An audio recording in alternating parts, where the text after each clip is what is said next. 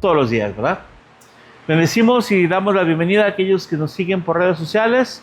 Estamos transmitiendo ya después en esa forma de manera un poquito desfasada por medio de Facebook y también a través de YouTube. Y bueno, la idea es que sean bienvenidos. Estamos como comunidad, o ya no comunidad, como Iglesia Cristiana El Alfarero en Tlaquepaque, Jalisco, en San Martín de las Flores, calle Porfirio Díaz 43A. Y pues sus peticiones de oración las seguimos y tenemos un grupo de intercesión que toma esas oraciones y las lleva al Padre. En el 33 44 70 15 81. Sean bienvenidos. Comenzamos nuestra predicación el día de hoy, nuestra enseñanza, con este nombre: una iglesia llena del Espíritu. No voy a ver todo lo que es justamente este pasaje trae, porque estamos hablando de Hechos 2:42. En Hechos 2:42 hasta el 47 nos habla de las características de la primera iglesia, de la iglesia temprana, de la iglesia primitiva, de la iglesia inmediatamente de los discípulos de Cristo, cuando Cristo se va y empieza el libro de los Hechos y empieza a trabajar la iglesia, empiezan a congregarse, empiezan a ministrar. Vamos a encontrar justamente ciertas características que toda iglesia debería tener en este momento. Aunque ahorita nos vamos a enfocar en que esas características son fruto también del Espíritu en la iglesia como congregación. Dice así la palabra de Dios. Hechos 2:42. Y perseveraban en la doctrina de los apóstoles, en la comunión unos con otros, en el partimiento del pan y en las oraciones. Y sobrevino temor a toda persona, y muchas maravillas y señales eran hechas por los apóstoles. Verso 44. Todos los que habían creído estaban juntos y tenían en común todas las cosas. Y vendían sus propiedades y sus bienes y lo repartían a todos según la necesidad de cada uno. Híjole, de aquí sale porque muchos dicen que Jesús era comunista, ¿verdad? Y perseverando unánimes cada día en el templo y partiendo pan en las casas, comían juntos con alegría y sencillez de corazón, alabando a Dios y teniendo favor con todo el pueblo, y el Señor añadía cada día a la iglesia a los que habían de ser salvos. Yo quiero que nos centremos, vamos a centrar la mayor parte de esta enseñanza en Hechos 2:42. Chequen lo que hacía la iglesia primitiva. Perseverar. ¿Qué significa perseverar? Continuar, no claudicar, seguir caminando, seguir pujando, seguir luchando. ¿En qué? En mantener la doctrina que Jesús le dio a sus apóstoles. Porque si bien Jesús no dejó nada por escrito, Jesús les dio a los apóstoles enseñanzas que ellos después transmitieron de forma escrita para nosotros, para todas las generaciones habidas y por haber, hasta que el Señor regrese. Entonces, ¿cuáles son esas doctrinas de los apóstoles? Por eso hay un término que dice: tengamos que vayamos nuevamente a las sendas antiguas. ¿Qué es lo que enseñó Jesús? ¿Realmente Jesús nos enseñó a que Él se subió a la cruz para hacernos ricos? Creo que no. Y creo que ninguno de los que estamos aquí ha recibido esa riqueza material. Pero la riqueza espiritual es mucho mayor, mucho más grande. ¿Sí? Bien. Doctrina de los apóstoles. Es importante entonces establecer una doctrina adecuada. Una doctrina, una enseñanza bíblica. Una enseñanza que nos hable específicamente de lo que la Biblia dice. Y en una buena interpretación. Porque de repente podemos ver que la Biblia dice que la lengua tiene poder de la vida y la muerte. Pero muchas veces eso de vida y muerte es qué nos une y qué nos separa con Dios. Y la lengua del cristiano puede tener un poder muy importante, porque declara a Dios o declara algo en contra de Dios. Y lo que le digamos a la gente que nos conoce, lo puede alejar a Dios, que es muerte, o lo puede acercar a Dios, que es vida. Pero se ha tomado de que declaro que va a caer bendición sobre la comunidad y todos nos vamos a ganar la lotería para fin de año. Si alguien dice eso, pues hay que llevarlo al psiquiatra porque creo que tiene una desconexión mental fuerte. Es una mala interpretación. Hemos conversado con gente del instituto acerca de la sangre de Cristo. La sangre de Cristo, tenemos ahí un cartel, tiene poder. ¿Poder para qué? Para salvación. Cualquier otra cosa que le pongamos a la sangre de Cristo no es bíblica, no es una doctrina apostólica, no es una doctrina que verdaderamente podamos tomar como algo válido, como algo verídico y como algo que nos edifique.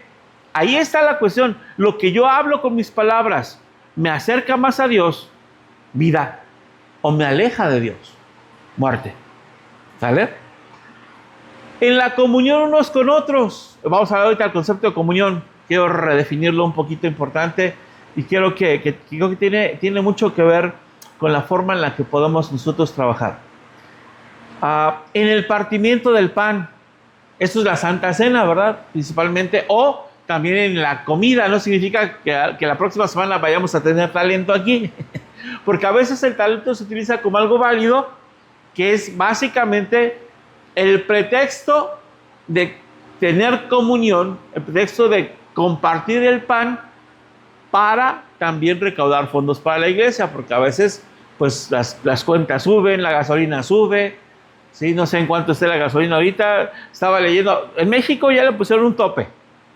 La gasolina verde no puede pasar de 24 pesos. Y la gasolina roja no puede pasar de 30 pesos. Ya los toparon. ¿Sale? Pero en Estados Unidos, por ejemplo, estaba revisando una noticia de que el litro de gasolina, el galón de gasolina de la verde, de la regular, está entre $5.95 y $6.15 de dólar. Sacando el tipo de conversión, viene siendo como 37 pesos con 50 centavos por litro de la verde, contra los 24 que tenemos en México. No sé cuánto tiempo se vaya a sostener o cuánto tiempo vaya a estallar algo, pero bueno, al final del día tenemos que platicar un poquito de que también la comunión es más allá de hacer talento. La comunión es más allá de hacer una vendimia para recabar fondos. A veces se necesita, claro, a veces se necesita. Recientemente el pastor Jaime veía que había un problema con la cuestión de la deuda del agua, y lo que hizo fue alguien donó una pantalla y se rifó la pantalla en la tarde, en la iglesia de la tarde. Entonces de la mañana, pues con lo que ustedes contribuyen, apartamos una partecita, apartamos un dinerito y se lo ofrendamos al pastor para que pudiera ver lo del pago del agua en esa deuda específica que se tenía. Dice, el partimiento del pan y en las oraciones. La semana pasada que hablábamos de oración, no sé qué les pareció ese círculo de oración que hicimos. En una iglesia un poquito más grande, lo que somos es tomamos de 3 en 3, 3 varones, 3 mujeres, 3 varones, 3 mujeres, y hacemos esto. Y a veces el detalle es que cuando estamos orando por las necesidades generales, por las necesidades particulares, a veces Dios nos trae palabra. Y esa palabra puede ser profética, o esa palabra puede ser de consuelo, de consolación, o puede ser de algún tipo de palabra. Pero esas interacciones, cuando un hermano no viene, de un hermano de la congregación, viene y no se trata de que tiene la credencial de profeta o tiene ¿cómo se llama? El diploma de profeta de la congregación. Pero cuando un hermano viene y es usado por el Espíritu y te profetiza, eso crea un vínculo con ese hermano. Evidentemente hay que ver qué tipo de profecía sea, pero platicamos. Entonces, esos puntos importantes: doctrina, comunión, partimiento del pan, que es Santa Cena, y básicamente el concepto de oraciones.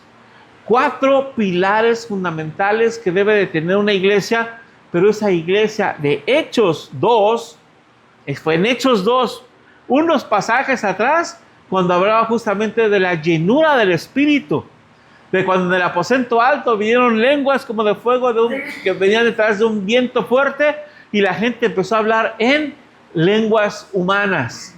¿No? Nunca habló de lenguas angélicas ahí, lenguas humanas. Las lenguas angélicas se hablan hasta la primera carta a los Corintios, el apóstol Pablo en el capítulo 13. Es cuando habla, si yo hablare cualquier lengua humana o lenguas angélicas y no tengo amor, soy un címbalo que retiña o que resuena. ¿Sale?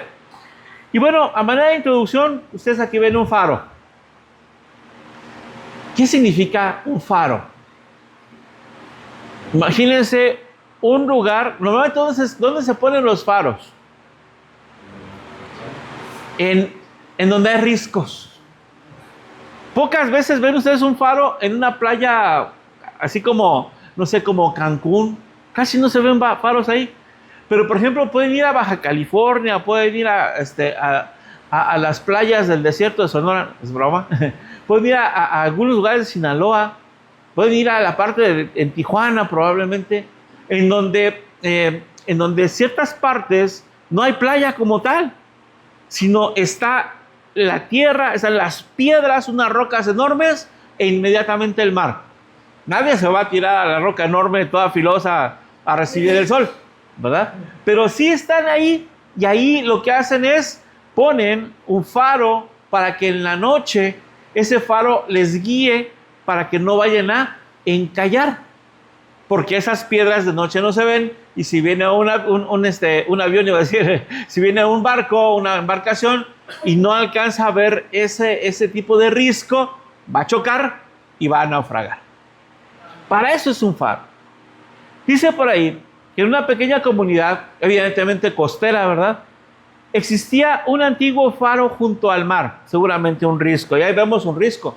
De este lado se ve un risco, no se ve una playa, se ve una serie de rocas.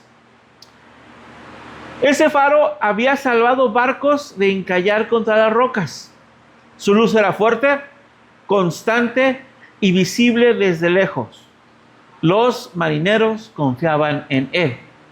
Pero con el paso del tiempo, los encargados comenzaron a descuidarlo.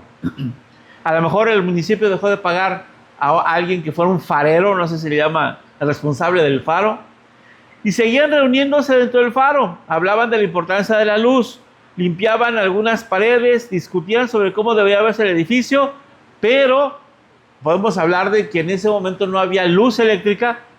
Puede ser algo que pasó hace 200 años, pero descuidaron y dejaron de alimentar el fuego que generaba la luz y el calor que reflejaba de alguna forma el faro. Desde fuera, en el día, el faro parecía siguiendo útil. Conservaba su estructura, conservaba su nombre, conservaba su historia, pero ya no alumbraba de noche. Una noche un barco se acercó esperando encontrar dirección y terminó destruido contra las rocas. Entonces alguien dijo, no basta con tener un faro, el fuego debe seguir ardiendo. ¿Qué tiene que ver eso con la iglesia? Número uno, la iglesia es un faro, una luz en medio de la oscuridad. Pero para que la iglesia sea luz en medio de la oscuridad, ¿qué necesitamos? Mantener el fuego encendido, el fuego del Espíritu Santo. Hay iglesias que son frías, hay iglesias en donde no hay comunión, hay iglesias en donde Hechos 2:42 no se nota la doctrina, o tienen doctrinas raras, o tienen doctrinas no bíblicas, no hay comunión, la gente no se saluda, la gente no se conoce, ni siquiera saben cómo se llaman, o si se saludan el clásico, cuando íbamos a la otra iglesia de, damos el saludo de la paz, ¿no? Y acá hacíamos con el saludo de la paz, le dábamos a alguien la mano y nada más era tocarle las yemas de los dedos y ya separarlas. No había una comunión, no había un abrazo, no había el apapacho espiritual que a veces tenemos, ¿no? Entonces, la iglesia entonces debe de alcanzar ser un faro. Básicamente, la iglesia madura es un faro. Y para alcanzar madurez se necesitan varias cosas, pero son indispensables dos. La primera y más importante es el fuego del Espíritu Santo. Y la segunda es la obediencia. Porque puedo estar lleno de fuego del Espíritu Santo. Y el Espíritu Santo te dice, ve y habla con esta persona que la ves así cabizbaja, que la ves así. Tú piensas que está durmiendo, pero a lo mejor lo que está haciendo está triste. Y el Espíritu Santo dice, ve y habla con él y dile que yo tengo el control. Y cuando hacemos esto, de repente la gente, va uno con un varón o va una mujer con una mujer. Oye, tengo una palabra de parte de Dios. Dice Dios que Él está bajo control, que no te preocupes, que no temas. Y entonces aquella persona, aquel varón o aquella mujer se quebranta. Y ya es cuando dices, ¿ahora qué hago? Pues déjalo, lo abrazo tantito para que se desquebrante un cachito, ¿verdad? Para que tenga un poquito de consuelo. La iglesia, entonces, de Hechos 2, no era perfecta porque estaba justamente sentando las bases de la iglesia. Pero sus prácticas eran completamente el reflejo de su llenura espiritual. Y cuando el Espíritu llena una iglesia, se nota. Cuando el Espíritu de Dios llena una iglesia, hay algo poderoso en la iglesia. Una iglesia madura no solamente es una iglesia grande, puede ser grande, puede ser no grande. Tengo un amigo pastor que decía, mira, yo estoy contento con la cantidad de ovejas que tengo.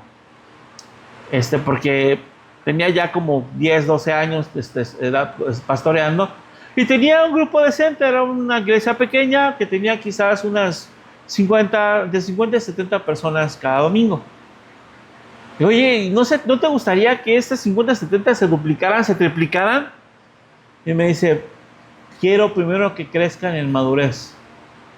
Y el crecimiento numérico ya lo da Dios. Porque no quiero tener un jardín de niños gigante. Y porque en ese jardín de niños, ¿qué empieza a haber? Separación. No, espérame, a mí me gusta cómo predica fulanito, no sutanito. Si predica sutanito, mejor no voy. Porque hay iglesias, sobre todo en Estados Unidos, que aún algunas tienen la cuestión de que tienen ya un calendario, y en el calendario puedes ver qué día va a predicar quién. Y cuando el pastor favorito predica, la iglesia está atascada, está llenísima. Cuando el pastor menos favorito, pues la iglesia no se llena o queda media vacía.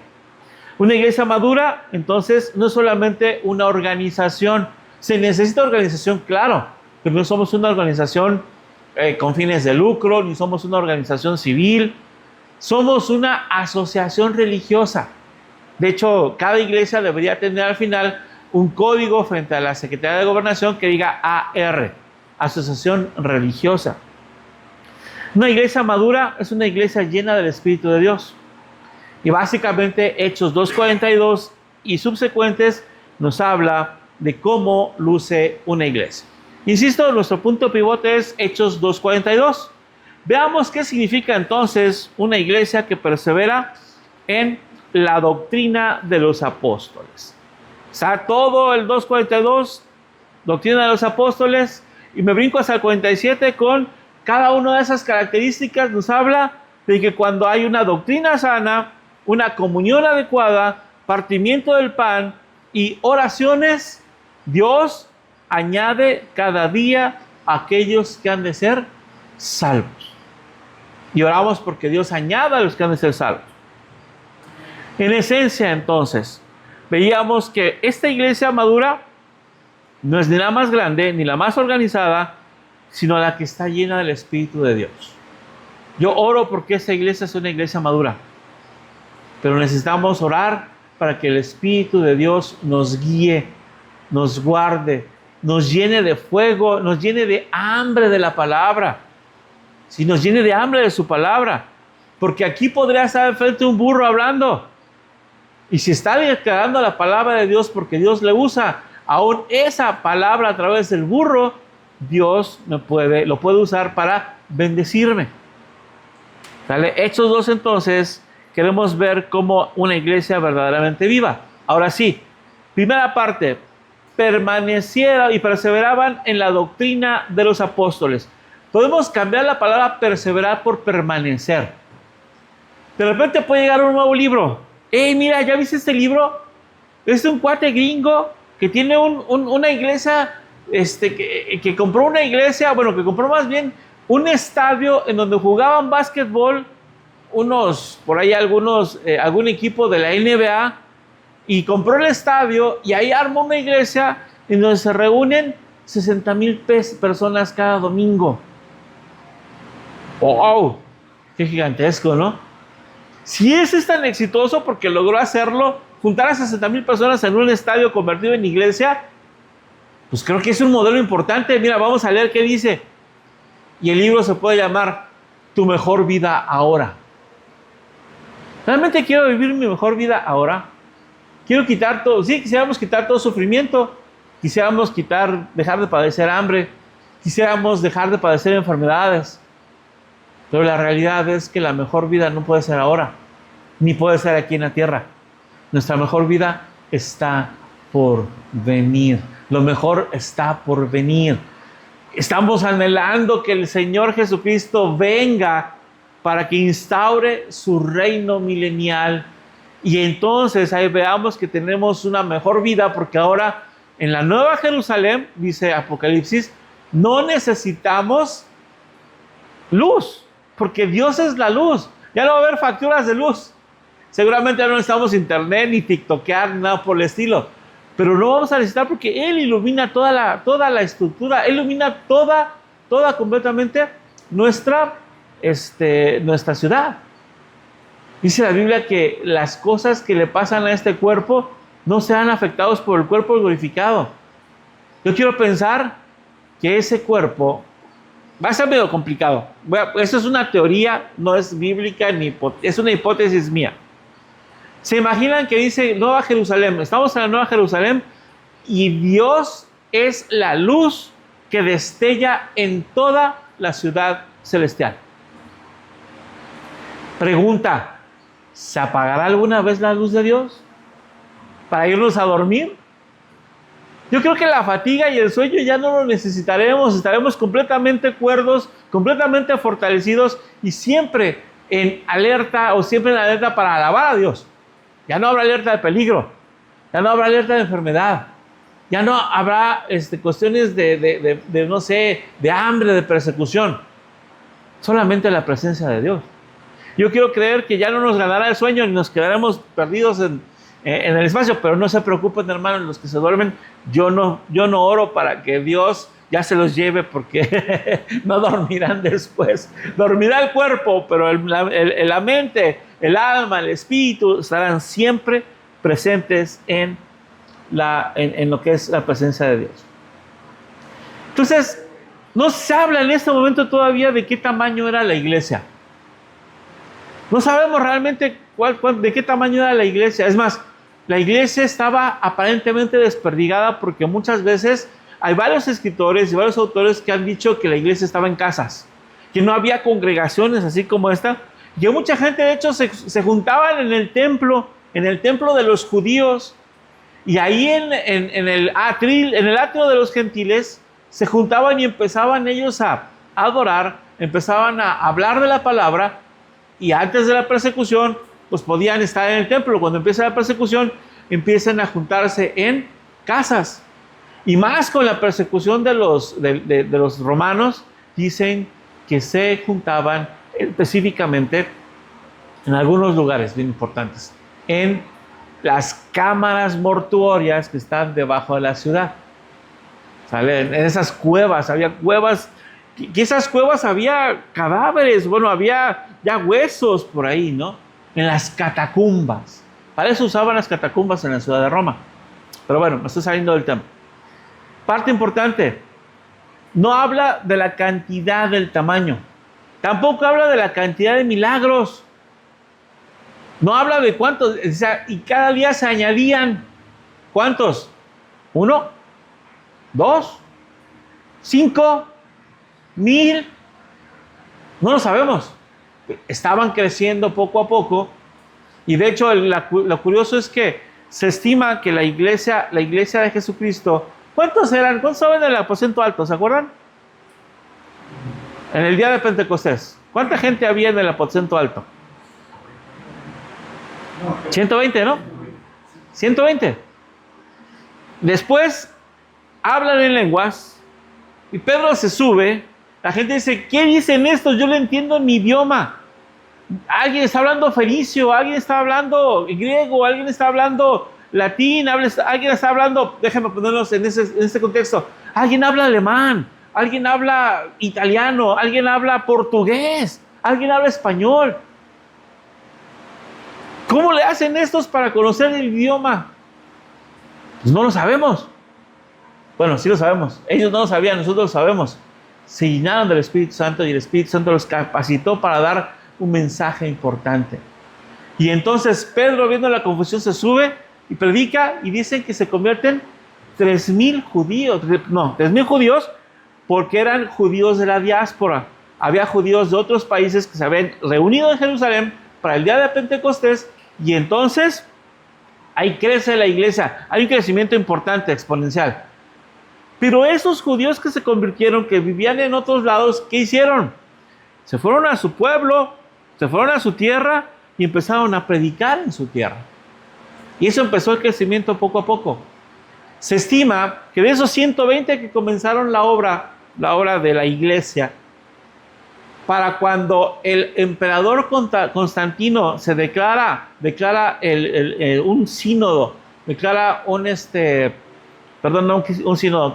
declara un decreto en el año 315 después de Cristo, antes de que fuera el último sínodo que se estuviera la iglesia, que dijera una libertad de culto para que los cristianos ya se pudieran juntar, para que ya no hubiera más persecución.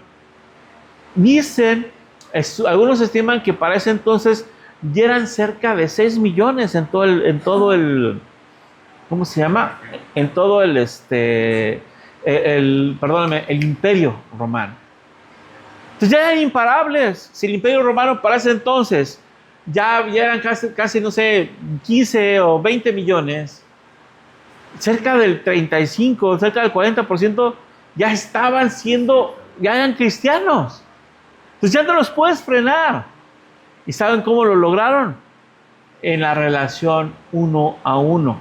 No había campañas evangelísticas en los estadios. Me imagino que si fuera el gran Justino Mártir, que se presentara justamente en el Coliseo Romano lleno y dando una cátedra y dando una campaña evangelística para que todos levanten su voz, levanten su mano, pasen al altar y entreguen su vida a Cristo. No pasaba eso.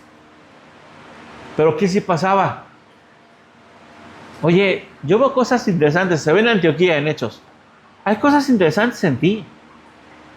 Sé que te dicen cristiano porque eres un Cristo pequeño, porque eres como tu maestro que falleció, que lo mataron y demás. Pero ¿por qué razón tú eres diferente de la gente del imperio? Sabemos que sí, están en contra de darle culto al César, pero siguen pagando impuestos, son puntuales, no hacen tranza, son personas ejemplo. ¿Qué es lo que tiene tu Cristo que te permite hacer eso? O si fuiste víctima de persecución, ¿cómo no negas a tu Cristo? Dime de qué se trata. ¿Quién es ese Cristo que te llevan al borde de la muerte, que te azotan y que tú no lo niegas? Y eso evidentemente es como en el actual. Oye hermano, oye amigo, oye compadre, oye primo, tú tienes algo diferente. De eso que tú tienes yo quiero. Ese testimonio de vida de los cristianos originalmente llevan a que la gente diga, yo también quiero de eso. Porque tenemos muchos cristianos en nuestra sociedad que de repente la gente los ve y dice, újule, si eso es ser cristiano, mejor no quiero saber nada de su Dios. Y sigo mejor adorando a Baco y adorando a Tonantzin y adorando otras cosas raras, o adorando a la Virgen. Dicen por ahí, la Virgen de los necesitados, ¿no? A la Santa Muerte. Santo Dios. Qué feo está eso, pero bueno. Y nosotros queremos rescatarlos de ese punto. Pero necesitamos vivir esa cuestión. Una iglesia llena del Espíritu Santo jamás va a despreciar la Escritura, hermanos. Por eso cada 8 días aquí buscamos que lo que se predique es la palabra de Dios. Sí, que sé que de repente saco ejemplos muy burdos y muy absurdos, pero la palabra de Dios es el centro. A veces no entendemos ciertas cosas, pero por ejemplo, podemos hablar sí vemos The Chosen, y qué interesante ver The Chosen. Es un programa interesante que tiene que ver, que nos acerca un poquito a Dios, pero tenemos que tener cuidado de ciertas cosas que nos podían alejar, porque hay ciertas cosas que no son bíblicas, ¿sí? Por ejemplo, Amazon Prime sacó una serie muy bonita que se llama La Casa de David. La verdad es que muchas de las cosas que trae bíblicas son muy edificantes, pero de repente, ¿en qué parte de la Biblia dice que la mamá de David era una concubina de Isaí y que gracias a eso iban a tener problemas con sus papás y todos los hijos odiaban a la madre y por tanto odiaban a David y lo veían como un bastardo? Por lo tanto, este es un hijo de tercera categoría. ¿En dónde dice la Biblia eso? Porque justamente la casa de David habla de eso.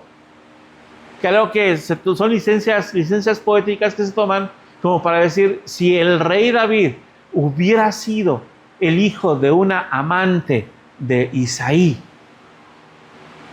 y pudo alcanzar el trono, Dios puede sacar a la escoria y convertirlo en oro, ¿cierto?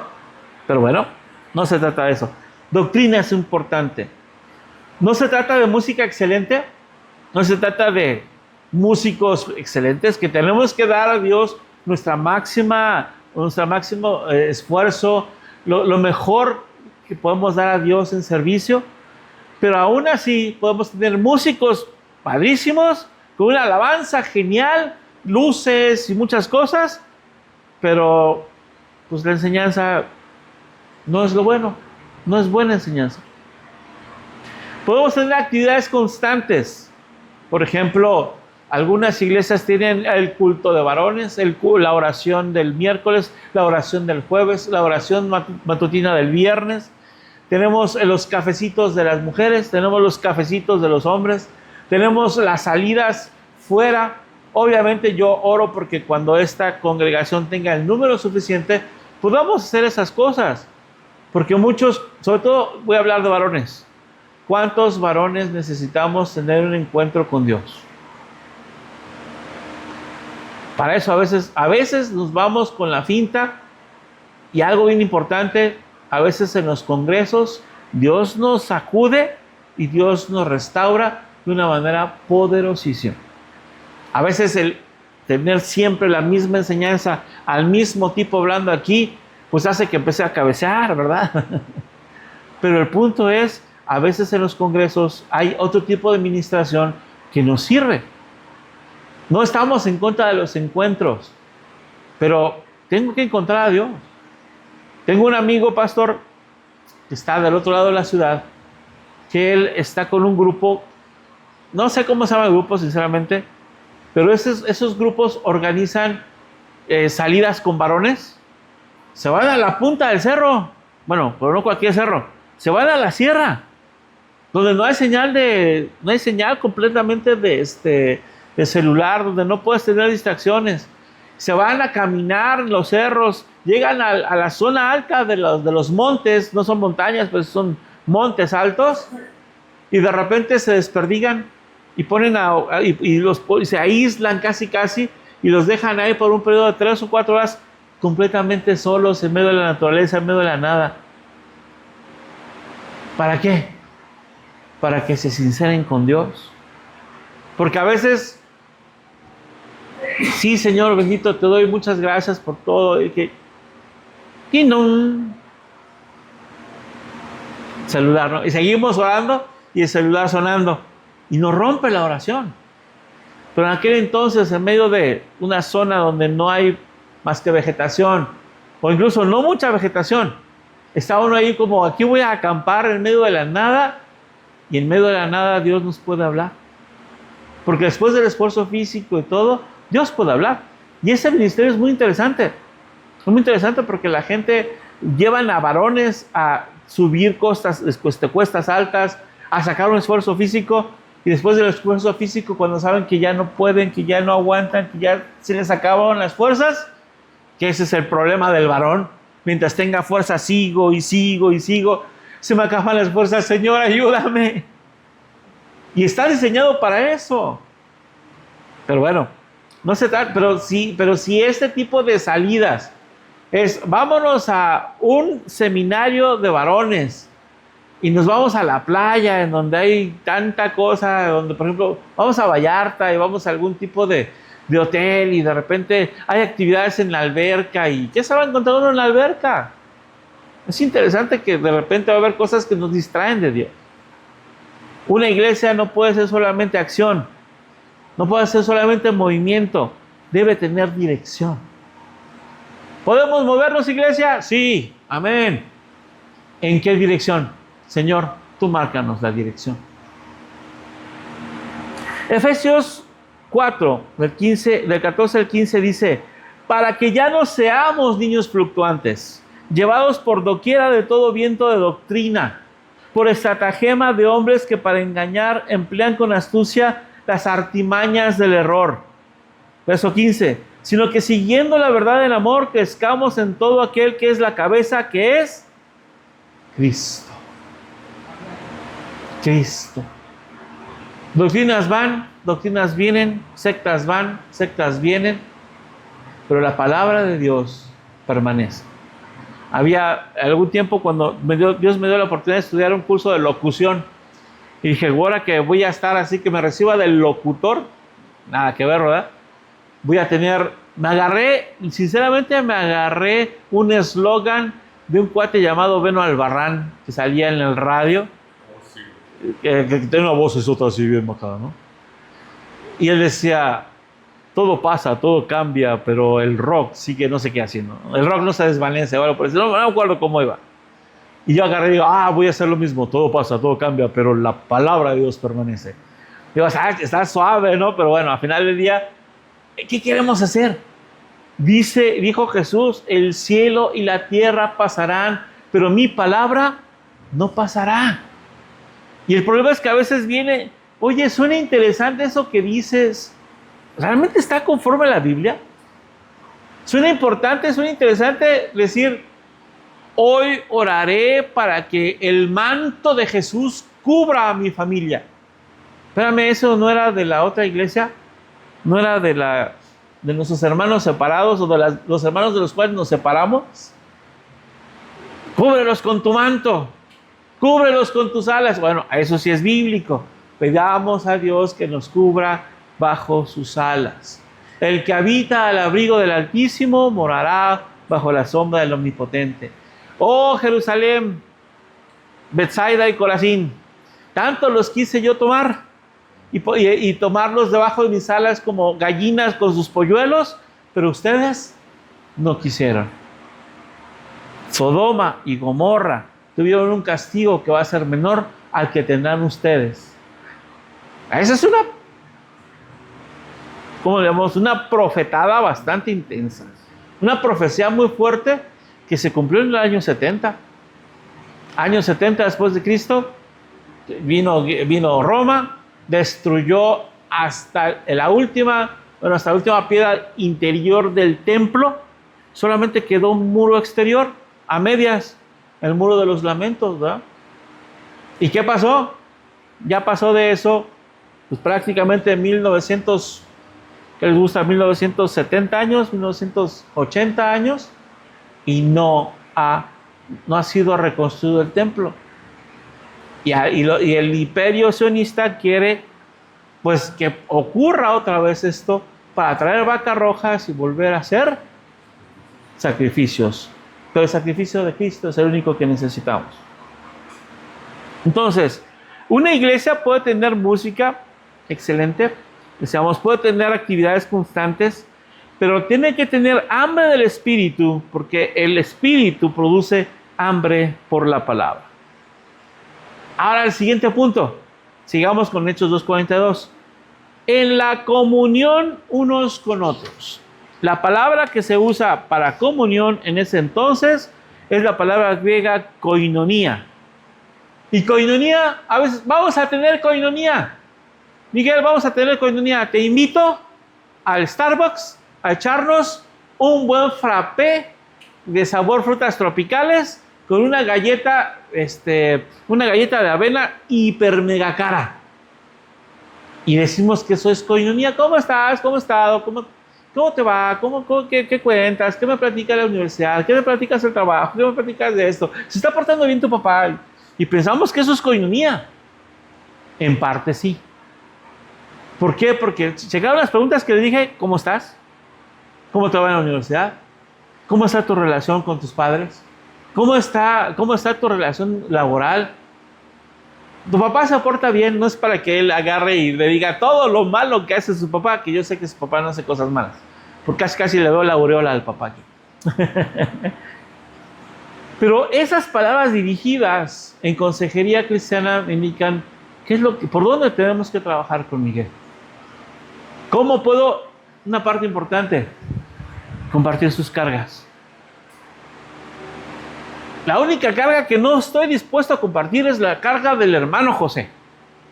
Porque cargar bultos de cemento yo no puedo. Es broma. Pero la parte importante es, hay cargas en lo moral, hay cargas en lo sentimental, en lo emocional o en lo espiritual que necesitan ser observadas. Platicábamos la teoría del trauma. Una persona puede tener un terror irracional a lo que es la oscuridad. ¿Por qué? Un sentimiento de abandono, un sentimiento de soledad, e incluso en un caso extremo, abuso cuando era niño, que alguien haya abusado, que alguien lo haya agarrado, lo haya llevado a un lugar oscuro y haya abusado de muchas formas de esa persona, va a hacer que desarrolle un terror contra la oscuridad.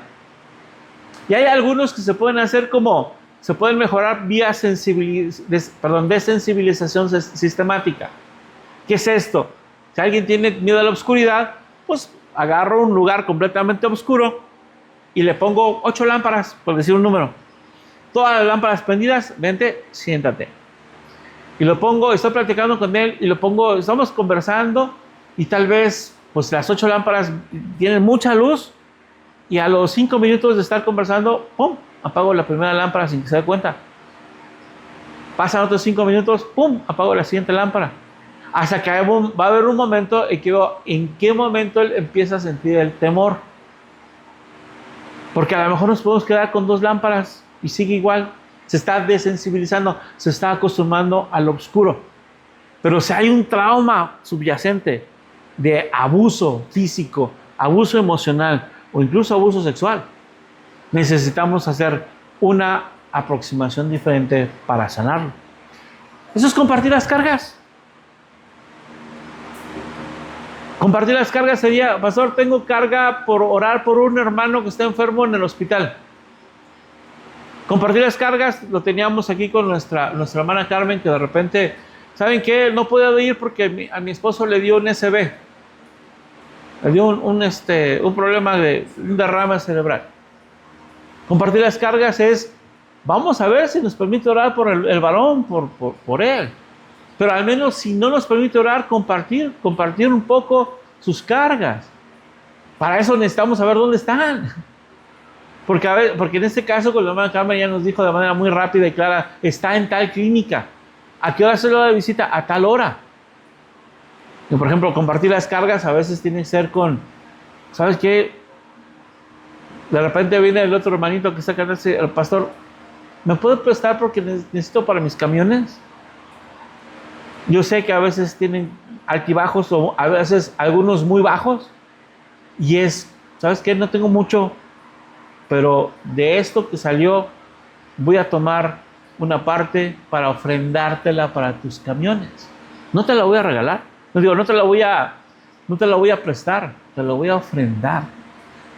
Y a veces este hermanito me dijo: no, pastor, préstamelo porque si usted me quiere regalar algo me ofende. No, tampoco te pongas así, hermano, porque eso también es orgullo. Tenemos que aprender a recibir también. Compartir las cargas es llorar juntos. Compartir las cargas es reírnos juntos. Compartir las cargas es caminar juntos en oración. Y esa parte importante es las necesidades. El Espíritu Santo nos usa a nosotros para que los otros creyentes podamos revelar incluso las cargas y decir: necesito platicar contigo. Veo esto en ti. ¿Cómo te puedo ayudar? Y puedo estar equivocado porque a veces mi filtro puede decir: no, es que yo veo esto en ti. Pero el filtro me lleva a tratar de descubrir cuál es la verdadera causa de ciertas cosas. ¿Sale? A lo mejor alguien vino sin desayunar y con la falta de desayuno le empieza a dar sueño. O a lo mejor desayunó muy pesado y con el mal del coche también le da sueño. Y yo sé que el calorcito que está aquí sabroso, pues también no nos ayuda mucho. Dice Juan 13:35. En esto conocerán todos que son mis discípulos, si tuvieran amor los unos con los otros. ¿Qué palabra usa Jesús en ese momento? Ágape, el amor del sacrificio. En esto conocerán que son mis discípulos, si en conjunto se sacrifican los unos por los otros, si se apoyan mutuamente unos por los otros. Entonces la palabra koinonía no significa compartir el pan, o no significa echarse una quesadilla juntos, o un café del Starbucks porque tenemos el hermano fresa. No. Compartir carga es apuntalarnos uno a otro. Dice mi pastor, arrimar el hombro. Compartir carga es lo que necesitó Moisés en el monte cuando levantaba las manos y Josué estaba allá abajo en el valle, estaba peleando y estaba ganando o perdiendo. Si Moisés se cansaba, bajaba las manos y de repente el enemigo empezaba a ganar terreno. Pero llegaron dos personas que le ayudaron a Moisés. Le levantaron las manos, se lo sujetaron y mientras Moisés estaba ahí arriba con las manos, el pueblo de Dios iba ganando y eso es compartir las cargas. ¿Cuál carga tiene tu vecino? ¿Cuál carga tiene tu hermano? ¿Cuál carga tiene tu compañero? ¿Cuál carga tiene la gente que está alrededor? Dice, sí, pero aquí habla específicamente de los creyentes. Pero ¿por qué no lo hacemos extensivo a los no creyentes? La semana pasada yo hubiera querido que mi esposa me acompañara al hospital civil. Fuimos a llevar a mi hija, yo fui a llevar a mi hija a revisión con lo de su cirugía que estaban programándosela. Y tuve que esperar fuera. Y agarro, y de repente estoy sentado, leyendo un libro, preparando la clase del instituto, y escucho un gemir, y volteo, y así como a unos 15 metros, una mujer se sentó y estaba llorando desconsoladamente. Evidentemente, como hombre, llegar a verte a papacho es complicado porque se puede romper algunas barreras. Lo único que hice fue agacharme, poner mis manos en la frente y empecé a orar, a clamar, Señor, dale consuelo a esa mujer. Algo le duele, algo tiene. No hay una mujer aquí, una mujer de la iglesia para que la pueda asistir. Porque eso es lo ideal, que las mujeres ministren a las mujeres. El hombre puede ministrar a la mujer, sí, pero tiene que estar alguien presente. Porque siempre está el peligro de que el enemigo meta cizaña y haga cosas incorrectas. La inmadurez entonces rompe cualquier diferencia, la madurez aprende a restaurar. Y un maduro en Cristo, hermanos, debería ser alguien que ve a alguien en la calle y pudiera ser que vemos un varón, vemos un tazo dorado. ¿Y qué hacemos? El 90% de los cristianos es, no me le acerco. Todavía peor, hay cristianos que dicen, ni lo toco porque los demonios que tiene se me van a pegar. Regresamos a un pasito atrás. ¿Qué dice básicamente la doctrina de los apóstoles? ¿Qué dice la Biblia? ¿Qué dice el Nuevo Testamento? Que el Hijo de Dios no puede ser poseído por un demonio. Sí puede ser atormentado, sí puede ser molestado, sí puede ser de alguna forma generar sobre él algún tipo de opresión, pero jamás, si el Espíritu Santo habita en mí, ningún demonio puede meterse en mí. No me puede tomar. Me puede susurrar cosas, me puede sugerir cosas, me puede acusar, pero no podrá tomar posesión de mí. Entonces, si vemos un tazo dorado que está ahí La semana pasada me tocó ir al tianguis. Vamos a comprar chicharrón para la coinonía del domingo de la semana pasada.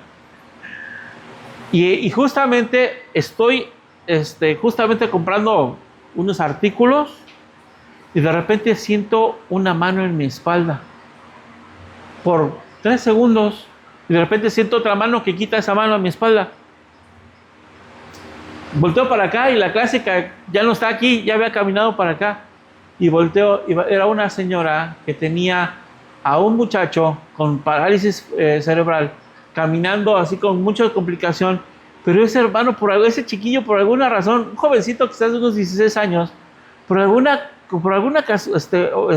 no sé, perdón, razón que desconozco, rebobino, ahorita lo voy a editar, por alguna razón que desconozco, puso mi mano sobre mi espalda casi a la altura de mi hombro. La señora quitó la mano, volteo a verlo así, no extrañado, volteo a verlo, a ver qué pasó. Y la señora, perdóneme, discúlpelo, está malito. Digo yo, no está malito. Él tiene una necesidad. Él tiene una necesidad. Dios le bendiga. Ya no dije más, pero cerré mi boca y empecé, Padre Santísimo, en el nombre de Jesús, bendice a este varoncito. Si está en tus planes restaurarle la capacidad de moverse adecuadamente, haz un milagro poderoso, pero sobre todo tráele paz a la familia. Que la familia no lo vea como una carga, sino como una bendición. Porque ese tipo de personitas no tiene la malicia que tenemos los demás, que tenemos el ser humano normal y natural. Tuve algún tiempo un alumno, cuando estábamos en otra iglesia sirviendo como maestros de niños, me ponían unos alumnos con síndrome de Down. Y esos chiquillos, o sea, tú los ves y dices, ¿cuánto amor existe en esas personitas? Cuando una persona llega a la familia y lo ves y dices, oh, síndrome de Down, oh no, qué problema. Escuelas especiales, tratos especiales, educación especial, carga, no pueden valerse por sí mismos. Y de repente, cuando los ves a los chicos con un amor, que llegan y te saludan y te dicen, hola maestro, me da gusto verlo, Dios me lo bendiga mucho, estuve orando por usted. Santo Dios, qué hermoso, porque ellos no tienen filtros, ellos no tienen malicia. Sí, de repente tienen algunos detalles de que pueden perder un poquito el piso y pueden ponerse muy violentos, pero con el que los violenta, normalmente con alguien que los ama, no se ponen violentos. Y ellos deberían ser una bendición. Y esa bendición debemos nosotros verlos como tal. Cada persona que está así dice, ok, me ven en la calle los niños, sobre todo ahora que soy abuelo. ¿Saben qué hago? Veo a los niños y les hago ojitos y les digo hola y demás. Se me quedan viendo diciendo como, ¿qué le pasó al pelo de este señor? Seguramente, ¿verdad? Pero ahí hay una parte y les hago y los sonrío y les digo, yo sé, de repente algún chico le ha dicho, eres una bendición de Dios, Dios te bendiga, Dios te guarde, tu papá Dios te ama, bye. Obviamente con el permiso de la mamá, ¿verdad? Porque si no me van a agarrar a golpes ahí, ¿no? Entonces, en Efesios 4, 3 al 2, vemos con toda humildad y mansedumbre, soportándoos con paciencia los unos a otros en amor, solícitos en guardar la unidad del Espíritu en el vínculo de la paz. No hay nada peor, queridos hermanos, en una iglesia que alguien venga a meter cizaña, que venga a meter división. Yo creo que alguien que viene en un papel de víctima para separar a la iglesia y que viene a hablar mal de otros para separar a la iglesia, debe de ser confrontado y debemos también orar para que Dios le saque el acusador que lleva adentro, porque no veo de otra forma que el hombre pudiera decir, una persona con el Espíritu Santo le puede hacer algo mal en la iglesia y sabe qué va a hacer, tiene que hacer 3 cosas, a lo mejor se va, pero al momento que se va, hay 3 cosas que hay que hacer: ser agradecido, orar por ellos, perdonarlos y bendecirlos. Porque ese es el trasfondo del perdón. Me atacaron, me aplicaron la expulsación, me excomulgaron por alguna cosa que yo no hice o alguna cosa que aparentemente alguien más hizo y a mí me echaron la culpa. ¿Qué hago? Dios les bendiga. Gracias por todo lo que aprendí. Los perdono y que Dios los siga bendiciendo y prosperando. Porque no hay nada peor en una iglesia que venga a haber divisiones. Guardemos la unidad en el vínculo de la paz. Guardemos la unidad porque esta iglesia particularmente se va a reunir. ¿Por qué nos reunimos? ¿Cuántos vienen por convicción? ¿Cuántos vienen porque los traen de las orejas? ¿Cuántos vienen porque pues no me queda de otra? Me da mucha tristeza, hermanos, no quiero hablar mal, pero la semana pasada nos tocó dobletear. Y pues yo creo que hubo mucho del Cruz Azul o mucho de los Pumas, porque la iglesia estuvo vacía, casi vacía, en la tarde. Entonces, no quiero estar hablando mal, simplemente algo les pasó o prefirieron tal vez, yo creo que sí, al menos alguno tuvo que preferir ver, vamos a ver cómo la Cruz Azul y el Frustra Azul, ¿verdad? Y bueno, gracias a Dios no la Frustra Azulió, no la Cruz Azulió, pero ese es el punto. Vengo porque es costumbre, vengo porque hay amor por Dios, vengo porque me condicionaron a que tengo que venir, si no, no me dan domingo. ¿O a qué vengo? Tenemos que venir con un solo propósito y con una misma fe.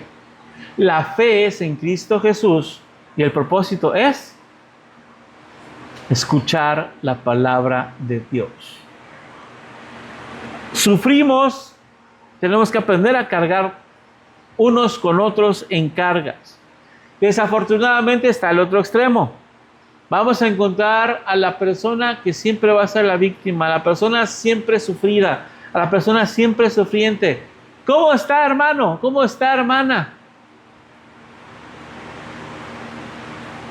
Pues bien, pero fíjese que pasó esto y esto y esto y esto, y me dijeron esto y esto y esto, y de repente avientan toda la historia de su pobre criatura que ha sido dañada, maltratada y demás. A veces cometemos el otro extremo. ¿Cómo están? ¿Cómo está, hermano? A lo mejor estoy mal, pero dice, no, en victoria. A lo mejor todavía no llego a la victoria, pero estoy en batalla. Y cuando estoy en batalla, ¿qué necesito? Ayuda, guía. Que me echen porras tal vez. ¿Estoy haciendo bien lo que estoy haciendo? Imagínense a alguien que está atravesando por un divorcio en el cual quieren quitar a sus hijos. ¿Cómo cargamos las cargas de él? La primera y más sencilla siempre va a ser orar. Y la que debemos hacer. Fulanito está en medio de un divorcio y tiene problemas con el abogado porque le van a quitar a sus hijos. Además, le inventaron algo y ya tiene una demanda judicial de no sé qué, ¿cómo se llama? De violencia intrafamiliar y demás. Señor Padre, tú eres el Dios de justicia. Tú eres el Rey de gloria. Toma en tus manos este caso. Y después, hermano, ¿cómo te puedo ayudar? Una persona, por ejemplo, una hermana de la iglesia madre, de repente manifestó, oigan, ando mal. No soy de este país, soy de otro país, vengo de emigrar a este país. Y ¿saben qué? Mi visa de trabajo está por expirar. Y para que me puedan extender una nueva visa de trabajo, necesito tener un contrato indefinido de trabajo. Y me acaban de correr de la chamba. ¿Qué hacemos? Nos unimos en oración, Señor, intercede. ¿Cómo podemos ayudar, hermana? Hermano, ¿cómo te podemos ayudar? Bueno, en este caso de la hermana, pues gracias a Dios, encontró un nuevo trabajo y también le dieron su contrato de tiempo indefinido y ya fue al consulado y gracias a Dios, las cosas salieron muy rápido. Ahora está orando El problema es que ahora vivo bien lejos, tengo que tomar 3 camiones para llegar al trabajo. ¿Alguien conoce a alguna gente de bienes raíces que me ayude para conseguir un departamento o alguna otra casa en renta? Digo, hermana, yo tengo un par de contactos en eso, pero necesito saber por qué zona quiere, porque, pues si quiere, y cuál es su presupuesto, porque si quiere una por, no sé, por Andares, evidentemente un departamento en Andares sale en 45,000 pesos de renta mensual. Complicado. Una iglesia unida ora. La oración es importante. Hermanos, a veces la oración la dejamos hasta el final. Vemos a una persona enferma, ¿qué hacemos? Lleva al médico, al centro médico, al seguro social, al ISSSTE, al Infonavit. No, el Infonavit no, ese no tiene médicos. Llévala a tal lado. Y ya cuando vimos, híjole, pues, ¿sabe qué? Le detectaron cáncer. Entonces, Señor bendito, toma. ¿Por qué no oramos desde un principio? Claro, hay una parte importante. Dicen que Jesucristo es el médico de médicos, ¿cierto? ¿Y qué hace un médico? No puede sanar si no hay un diagnóstico. Entonces, sí necesitamos tener un diagnóstico. Una iglesia unida sirve. ¿Para qué sirvo? Para nada, gracias Señor, yo sé que no sirvo para nada. Pero sirvo para decir, miren al fabuloso predicador que está aquí en las redes sociales. ¿Se acuerdan de, bueno, los que estamos más viejitos se acuerdan de Rodolfo Gelatino? ¡Ay, madre! Ya vénganse y gócense con mi presencia. Un poquito más para acá, el Paco Stanley. ¡Qué bonito soy! ¡Qué lindo soy! ¡Cómo me quiero! Ahorita tenemos al cuate ese que le hace del mi rey, ¿no? Ahorita están usando un casino, el cuate baja en un acuérdate que esta oportunidad no la vas a encontrar siempre, así que puedes venir al casino fulanito y apostar como todo un mi rey. En cada generación hay un tipo de eso. ¿A qué vengo para servir? ¿A ser visto? ¿Realmente? ¿O qué pasa? ¿Qué pasa tras bambalinas? Muchas veces llegamos y ya todo está conectado, pero hay que conectarlo, hay que acomodar, hay que limpiar, hay que trapear, hay que sacar las cositas que dejan los pajaritos acá arriba. ¿Cuántos van a venir a pintar? El pastor Jaime pidió en la congregación de la tarde que quiere empezar ya a hacer una pintada general a la iglesia. ¿Cuántos estamos dispuestos a venir y dar algunas horas de nuestro tiempo a dar unos brochazos?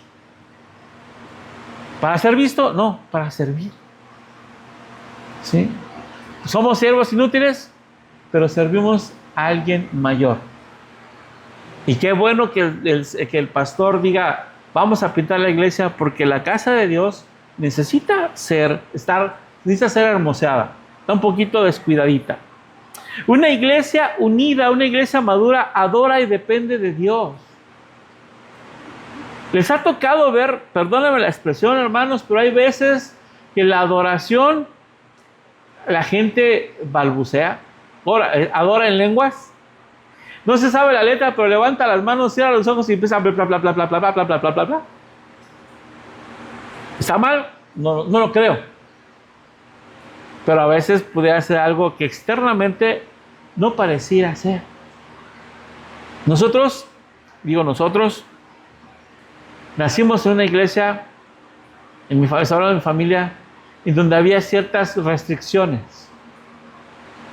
Aparentemente no era mal visto, no era una enseñanza que decía no brinques, no saltes, pero la gente lo más que hacía cuando adoraba era hacer esto. Y de repente por muchos años llegué a otras congregaciones, Dios nos permitió conocer otras congregaciones que estaban haciendo el remolineando. Y en el remolineando pues tú mal le haces así, porque aprendiste un estilo de adoración que supuestamente agrada a Dios. Pero cuando ves que aquel hermano se está despedazando con una intención de adorar a Dios y que está tirando casi hace, no sé, breakdance en el piso, pero está verdaderamente adorando a Dios, dices, wow, ¿quiénes somos nosotros para decir que no se puede adorar con rock? Que no se puede adorar con reggae, que no se puede adorar con cumbia. Porque ¿quién es el que creó la música? Dios creó la música. El chanclas empezó a perfeccionar algunas cosas en la música y empezó a pervertir la música.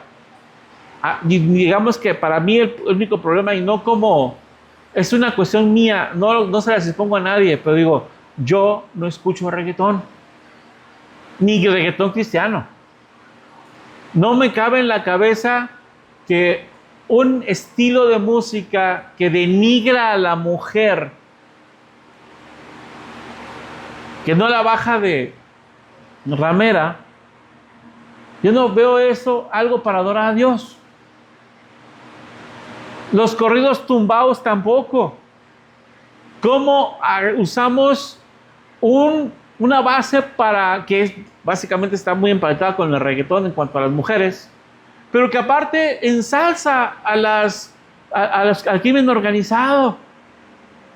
Es que ese cuate era un fregón y era muy bueno y que mataba a ciegas a todos.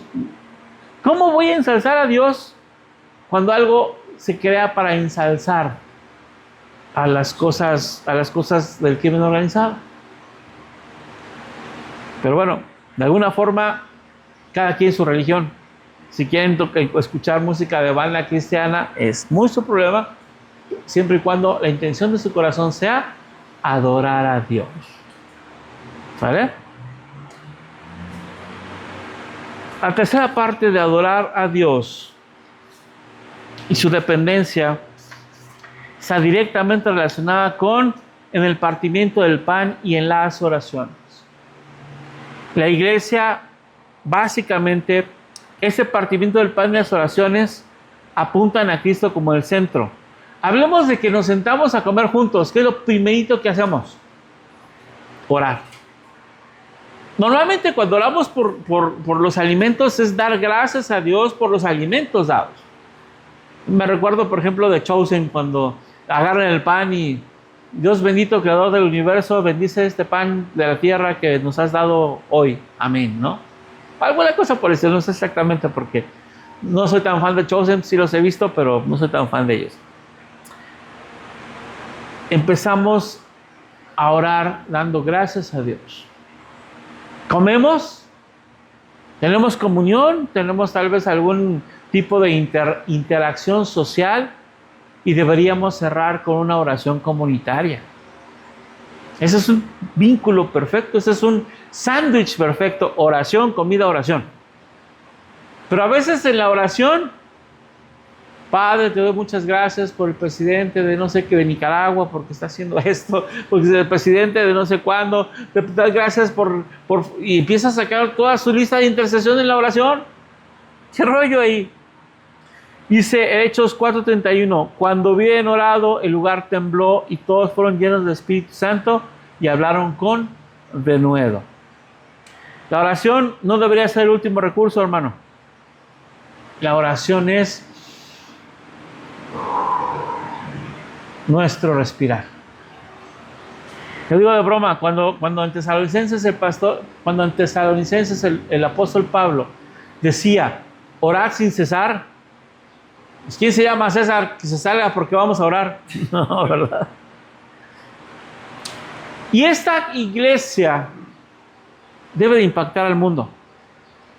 Esta iglesia impactó al mundo de una manera tan sutil, pero tan contundente, que insisto, que pasó de ser, ¿cuánto les gusta? Tal vez 120 personas, a un promedio, no sé, algunos dicen 3, algunos dicen 4, algunos dicen 6. Vamos a poner el mínimo, 3 millones de personas en los primeros 3 siglos. Y estamos hablando de que la explosión demográfica no era la que conocemos. Y estamos hablando de solamente un pedazo cercano. Jerusalén, Judea, Samaria y Asia Menor. Porque todavía no llegaban a la India, no llegaban a China, no llegaban al África. ¿Sale? No llegaban a esos puntos. Entonces, dice por aquí, Mateo 5:16. Así alumbre vuestra luz delante de los hombres, para que sean vuestras buenas obras y glorifiquen a vuestro Padre. Mateo 5:16. Una iglesia entonces llena del Espíritu no puede esconderse, porque la luz verdadera siempre va a brillar. Incluso quiero meterla en una caja fuerte, y si la caja fuerte tiene un pequeño resquicio, esa luz va a asomarse por algún lado. En esencia, ¿cómo impactamos al mundo? Primer punto, testimonio real y auténtico. ¿Cómo quiero que la gente, imagínense que de repente soy cristiano y me encuentran con la caguama en la mano? ¿Está mal una caguama? No necesariamente. La Biblia dice, no os embriaguéis con vino o con cualquier tipo de alcohol. Significa que a lo mejor una copita de vino es tolerable, mientras no me embriague, porque dice, en el vino hay disolución. Entonces, ¿sabes qué? Pues es que, ¿qué es disolución? Cuando pierdes el piso. Hay gente borracha que dice que de repente, por ejemplo, un varón que golpea a una mujer y que al día siguiente dice, híjole, no me acuerdo de nada. Eso es disolución. Cuando pierdes el control. Cuando se te sale la personalidad oculta. ¿Han visto a la gente que es muy tímida y que se emborracha y de repente emborrachita? ¿Cómo están? Híjole, son el alma de la fiesta y el baile y todo el rollo. Se suben hasta las mesas. Eso es disolución. O el tipo que es así como que bien bully, ¿no? Bien malote, y se emborracha y lo encuentras, hermano, te amo, eres como mi hermano. Eso es disolución. Sin embargo, hay otra cuestión. 1 Corintios 8 dice, cuidado de que seamos piedra de tropiezo para el débil. Imagínense que hay un hermano, vamos a llamarle Juan detrás. No, Juan no. Bueno, sí vamos a poner hermano Juan. Nuestro hermano Juanito. No voy a hablar mal de él, simplemente ustedes saben que él fue un tazo dorado, que él anduvo muy fuerte, muy metido en las cuestiones de la drogadicción. Entonces, si él tuvo ese problema de drogadicción, imagínense que yo llego y digo, ¿sabes qué? Pues un carrujo no es nada. Y llegue yo con mi marihuana y hago mi marihuana ungida y empiezo a fumarla enfrente de él. Al rato, una probadita, hermano, y esa probadita va a hacer que regrese a sus drogas. Si tengo un borrachín y yo tengo la caguana en la mano, un sorbo, hermano, ¿qué va a pasar con ese hermano que al ratito, después de controlar su alcoholismo durante no sé cuántos años, va a terminar completamente ebrio, completamente borracho? Eso sería ser piedra de tropiezo. Por lo tanto, nosotros, testimonio auténtico es, si yo tengo la libertad en Cristo de comer algo que les gusta, un pan de muerto, que decimos que está sacrificado a los ídolos, y sabemos que los ídolos nada son, pero hay un hermanito nuevo que viene llegando, que estuvo, por ejemplo, que su mamá es brujita, entonces no puedo ser piedra de tropiezo, tengo que cuidar mi testimonio. Amor genuino. ¿Ustedes han recibido un abrazo de amor genuino de un cristiano?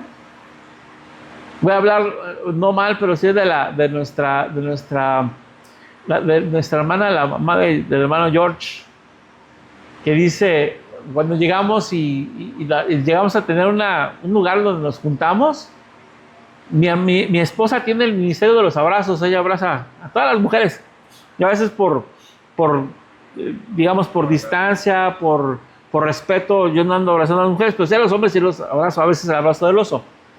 Pero a mi mujer la abraza y de repente dice, ay, no sabe cómo sentía ganas del abrazo de un cristiano. Y me encanta porque pues, es parte del amor genuino. ¿Hablamos verdad cuando nos conviene o siempre? ¿Tenemos compasión? Y la compasión no es nada más, ay, pobrecito, estás dorado. A veces es, oye, hermano, te noto meditabundo, taciturno, cabizbajo. ¿Tienes sueño o tienes algún problema que te pueda ayudar? Fidelidad. Y aquí es algo que tenemos que... Voy a hacer una serie, creo que ayer platicábamos en el instituto acerca de tenemos que redefinir el concepto de fidelidad. Porque para algunas iglesias fidelidad es que quiero verte cada 8 días aquí, aunque estés pues nada más calentando el asiento. Fidelidad ¿a quién? A Dios, a la palabra. Y fidelidad está directamente ligada en el ser humano a obediencia. Y el otro concepto importante, fe. Hermanos, no hay nadie en este mundo que no tenga fe. Hasta el ateo tiene fe. Hasta el ateo tiene fe en el azar. Hasta el ateo tiene fe en que el universo se autogobierna y un universo que no existe se puede construir a sí mismo. Yo no tengo suficiente fe para ser ateo. Pero hay gente en el Evangelio que tiene fe en el cristianismo, no en el Evangelio, que tiene fe en un escapulario. No sé si han visto de repente en las mañanas, los domingos, aparece por ahí agárrate la pulsera de la guadalupana. Una pulsera hecha en cobre, una línea de cobre, una línea de plata y una línea de bronce, con 17 magnetos alrededor para regular tu circulación. Y aparte trae un pequeño dije de la Virgen para que siempre te acompañe. Y no falta el tipo que diga, no, ¿sabes qué? ¿Sabe que yo estaba aquí como que me sentía medio enfermo y me compré la pulserita y ya se me quitó el enfermo? Ya, bueno, yo sé que no quiero que lo haga burlescamente, pero es más o menos el tipo de audiencia que a veces tienen. Llévate dos por el precio de uno. Tan solo 999 pesos. Espérame. 999 pesos por una pulsera de cobre. Digo, cuando menos que estuviera chapada en oro, pero ¿cómo una pulsera de cobre? Pues pobre cobre, no te va a ayudar en nada. Y ahí es en qué tenemos fe. Yo quiero decir, voy a refrasear a Josué. Yo en mi casa servemos al Señor, pero la quiero refrasear con yo, mi casa y mi iglesia tendremos fe en el que es fiel y en el que se lo merece, que es el Dios único, todo verdadero, todopoderoso y grande, que es el Dios de la Biblia. Amén. Para cerrar, hermano, dice la Biblia, dice el apóstol Pablo, le dice a Timoteo, no apagues el fuego que está en ti. Creo que si estamos aquí es porque hay un fuego. No el fuego de allá afuera, porque parece que allá afuera hay fuego. El fuego de aquí adentro de mi interior es el Espíritu Santo ardiendo en mí. A veces ese fuego se manifiesta en una unción poderosa para sanar enfermos. A veces ese fuego se manifiesta en una unción poderosa para, de alguna forma, hacer apologética. Esto es, defender mi fe. En algún otro momento es para darle un abrazo de amor a alguien que lo necesita. Sobre todo los varones. ¿Cuántos no necesitamos un abrazo de padre? Yo les he platicado un poquito mi historia. Durante muchos años mi papá estuvo ausente. ¿Saben cuándo recibí un abrazo de padre amoroso, completo? Hasta los 45 años. Y mi pastor me regaló un abrazo en un encuentro que tuvimos en un taller del alma. Y ese abrazo me llenó de un amor, de una calidez. Imagínense el síndrome del niño abandonado que de repente recibe un amor de padre. Y pues obviamente se viene toda la emoción. ¿Quién no necesita ese abrazo? Todos lo necesitamos. Y a veces Dios usa personas para darnos ese abrazo hermoso. Para que tengamos el fuego del Espíritu ardiendo, ama la palabra. Amen su palabra. Amar significa tener un tiempo diario de revisión, de lectura de la palabra. Que puedo leer 10, 20 minutos, está bien. Que no sé leer, vaya, el celular tiene alguna aplicación que se llama YouVersion, que le pueden platicar a sus hijos y decirle, instálame la aplicación, y la aplicación, pueden ustedes hacer algo en esa aplicación. Escuchar la palabra. Hay versiones importantes, de hecho esta que tengo aquí no la tiene, pero hay versiones en los celulares o en las tablets que de repente ponen un capítulo, aprietan, viene un botoncito de play, se aprieta y ya estoy escuchando la palabra. Porque resulta y resalta que cuando yo leo la Biblia, ¿escucho o leo? O las dos. Nos enseñaron a leer la palabra escuchándola primero en voz alta y en el partimiento del pan y en las oraciones. No, ahora léela en voz baja, en el partimiento del pan y en las oraciones. Ahora léela sin hablar. Yo estoy leyendo, pero en mi mente estoy escuchando mi voz repitiendo lo que estoy leyendo. O nomás soy el único que le pasa. O sea, nos condicionamos de esa forma. Entonces, si la fe viene por el oír la palabra de Dios, cuando la leo, me la estoy leyendo a mí mismo y por tanto estoy escuchando la voz de Dios, estoy escuchando la palabra de Dios con mi propia voz. Amen a sus hermanos. Será. Déjeme refrasear un poquito sin salirme de la Biblia. Hijos, honren a su padre y a su madre. Y lo hemos refraseado, no sé si se lo merece. Hermano, ama a tu hermano, no sé si se lo merece. Simple y sencillamente porque necesita de tu amor, del amor que Dios te ha llenado. Dios te ha llenado de un amor que no lo puedes guardar porque vas a explotar de amor. Ese amor no es para acumular, sino para repartir. Cuando amamos a nuestros hijos, lo amamos en el amor de Dios. Cuando amamos a nuestra esposa, los que tenemos esposa, lo amamos o la amamos en el amor de Dios. Cuando amamos a nuestros hermanos de la iglesia, lo amamos con un amor filios en el amor de Dios. Porque Dios está demandando a su iglesia que rompamos con el amor filial para tomar el amor ágape.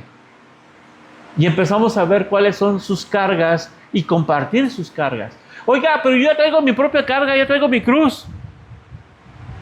¿Se acuerdan que había un hombre de Cirene en uno de los evangelios? Creo que es el evangelio de Marcos. Cuando dicen, como hablábamos del Vía Crucis, después de la tercera caída, Jesús ya no se podía levantar, de acuerdo con Marcos. Y la guardia romana toma a un tipo de Cirene, un morenito según las películas, y él va y toma la cruz de Jesús para ayudarlo a caminar el último tramo hacia el Gólgota. La Biblia dice que los romanos lo obligaron y él no quería. Pero hay una versión, la versión de La Pasión de Cristo, de Mel Gibson, que yo quiero pensarlo así sin distorsionar la Biblia. Que en el momento de la tercera caída, Jesús está tratando de levantarse mientras lo están latigando, y el varón de Cirene se arrima, toma la mano del látigo del cuate del romano, la retira y dice, déjalo. Y él es el que toma la cruz para ayudar a Cristo. No es, insisto, no es bíblico. Pero si vemos un hermano con su cruz tirado en el piso, ¿vamos a ser indiferentes? ¿O qué vamos a hacer? ¿O vamos a ayudarle en esa carga? Vamos a ayudarle con esa cruz. Y eso es lo que creo que Dios demanda. Ama la oración. Y la oración no tiene que ver con los métodos ni con la forma en la que hablamos. Hace 8 días nuestro hermano José nos decía, pastor, no me ponga a orar, yo no sé orar. Pero hermano, hay 2 cosas importantes. Por una parte está el hecho de que las palabras más simples, las palabras de los niños, relatan, lo que estamos pidiendo para Dios. Los adultos empezamos a hablar: oh sí, Señor bendito, gracias porque tú ministraste al pueblo de Israel en el desierto, y en este desierto te pido que... Ah, qué bonito se oye, qué bonito ora, ¿verdad? Pero ¿no se acuerdan de la oración del fariseo y la del publicano? Gracias te doy, Señor, porque no me hiciste como este. Yo diezmo 10% de todo. Yo diezmo de todo. Es más, ayuno martes, miércoles y jueves. Y hago esto y hago lo otro. Pero esa oración, hermano, la del publicano, tirado de rodillas, gimiendo, llorando: Señor, perdóname. Señor, dice, sé propicio a mí. Perdóname porque soy un pecador de lo peor, que no tengo realmente la capacidad de levantar la voz. Ayúdame, por favor. Esa oración vale más que aventarse una retahíla de muchas cosas y hablar muy fancy. Pero amar la oración no es el método, sino es el espíritu. E incluso nosotros defendemos el don del Espíritu Santo de hablar en lenguas. Y si podemos interceder en lenguas, adelante. Y podemos hablar. A veces nos han dicho: ¿sabes qué? Ya se te acabó el repertorio. Dile al Espíritu Santo que tome los gemidos indecibles en tu boca para que los expreses. Evidentemente, si no hay quien alrededor pueda tomar y pueda traducir, interpretar lo que estás diciendo, pues mejor lo decimos en voz baja. Y estamos hablando Padre Santísimo y hablamos en lenguas, en voz baja, para nuestra edificación y para pedirle a Dios que interceda por la iglesia, porque es el Espíritu Santo el que intercede con gemidos indecibles. Ama la gloria de Cristo. Hermano, hermana, híjole, déjenme decir lo que voy a decir. ¿Como cristianos estamos reflejando a Cristo? ¿Somos esa corona? Cristo tiene una corona. ¿Nosotros somos parte de esa corona? ¿Se acuerda lo que dijo Pablo justamente? Ustedes son mi corona. Ustedes son mi corona. Porque el hecho de que ustedes estén aquí son el fruto del Espíritu dado a través de el ministerio de Pablo. Nosotros reflejamos la gloria de Cristo. Tampoco significa que vayamos así, flotando. Pero ¿puede un cristiano ir siempre así? No digo que no haya momentos en los que nos sintamos así, en que de repente decimos como: ay, Señor, ayúdame porque ya no puedo más. Pero si somos al revés, vamos a ser siempre de capa caída, decir: ese es un cristiano. ¿Han visto a una persona? ¿Cómo estás, hermano? De victoria en victoria. Se me hace que fue corona y no victoria, hermano. Va de corona en corona. Ya si es más fresa de Budweiser en Budweiser. Pero no. La victoria de Dios está en nosotros. Reflejamos esa victoria. Sabemos que estamos luchando contra el pecado, pero siempre nos está ganando el pecado, está ganando Cristo. Si está ganando el pecado, pues es que tengo mucha depresión, es que me siento triste, es que otra vez caí, otra vez volví a pecar. Pues ¿qué dice la Biblia? Caíste y el Señor es el que te levanta si te arrepientes. Parafraseando, evidentemente. Volví a pecar, Señor, perdóname porque tuve un pensamiento de mal para con mi prójimo. ¿Me puedes perdonar, Señor? Y dice la primera carta de Juan: si acaso pecamos, abogado tenemos para con el Padre. Si confiesas tus pecados, Él los lavará, Él los limpiará. ¿Cuántos pecados confesamos hoy en la mañana, al amanecer? ¿Cuántos pecados nos hemos arrepentido ahorita durante esta cuestión? Porque a veces pasa: este señor está diciendo cosas interesantes y me acabo de acordar que tengo que arrepentirme de esto. Deja que termine la prédica y me pongo a orar para pedir perdón a Dios.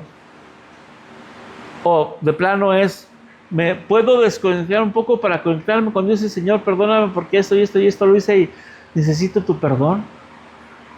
¿Cuántos se sienten indignos de acercarse al trono de la gracia? Hermanos, nadie es digno de acercarse al trono de la gracia por sí mismo. Pero en Cristo Jesús tenemos la libertad de acercarnos al trono de la gracia. ¿Reflejamos o no la gloria de Cristo? ¿Somos entonces solamente un edificio lleno de actividades? Creo que no. Pero queremos ser una iglesia donde arda el fuego de Dios. Eso es lo que yo oro ante el Señor, para que seamos una iglesia conforme a su corazón. Damos gracias a Dios por los que nos siguen en redes sociales. Los bendecimos y les pedimos que se suscriban, que por favor compartan, y sus peticiones de oración aquí en esta comunidad son al 33 44 14 15 81. Perdóname. 33 44 70 15 81. Dios les bendiga mucho. Nos vemos la próxima semana. Fuerte y grande es el Señor, fuerte y grande es Él, fuerte y grande es el Señor.